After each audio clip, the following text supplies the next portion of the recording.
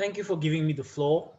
My name is Togna, Pabo, Willy, Leroi, and the work I'm about to present is entitled "In rural Cameroon, half of adolescents are experiencing virological failure with HIV drug resistance."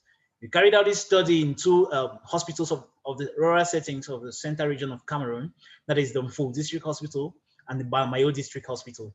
Our main objective was to determine the treatment response, drug resistance profile, HIV-1 genetic variability amongst adolescents with perinatally acquired HIV on first and second line ART regimens. Specifically, we sought to determine the prevalence of immunovirological failure, evaluate the role of HIV drug resistance mutations in ART response, assess HIV-1 subtype distribution and genetic diversity, and also assess HIV drug resistance early warning indicators.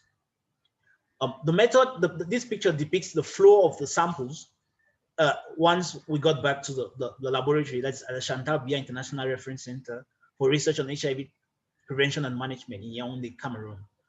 First, we centrifuged the samples and got plasma aliquots. From these plasma aliquots, we extracted the RNA. After RNA extraction, we carried out reverse transcriptase PCR followed by nested PCR.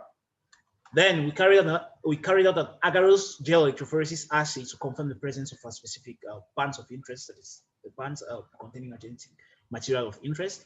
Then we carried out a sequencing reaction using the Sangat or chain termination sequencing technique. We carried out sequence proper on using the applied biosystems 3500 genetic analyzer, from which we obtained sequences, and these sequences were blasted into 3 rapid subtyping tools, internet-based, the Stanford HIV drug resistance database, the Comet and Rega softwares, from which we obtained a resultant subtype. And this subtype was formally confirmed using phylogenetic analysis using the Mega software. The following results were obtained. We had a rate of the prevalence of virological failure that stood at 52.7%. And the only variable, the only factor that was independently associated with this virological failure was advanced clinical stages. That is, participants who were in advanced clinical stages 3 and 4 were more susceptible to experience virological failure.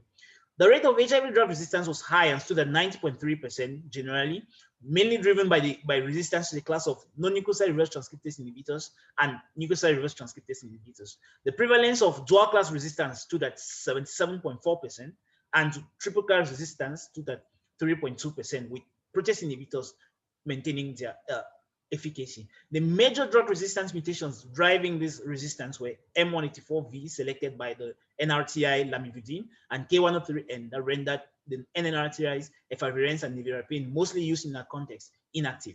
In terms of genetic diversity, the major viral genetic variant or the major viral clade was CRF02AG, but a general rich diversity was observed amongst our study participants, and all the viral strains observed belong to HIV-1 group M. So generally, virological failure was high. The rate of HIV drug resistance was high, mainly driven by resistance to the class of NRTIs and NNRTIs.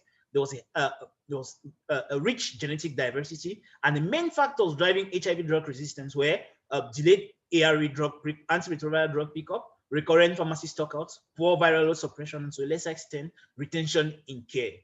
Thank you very much for your attention.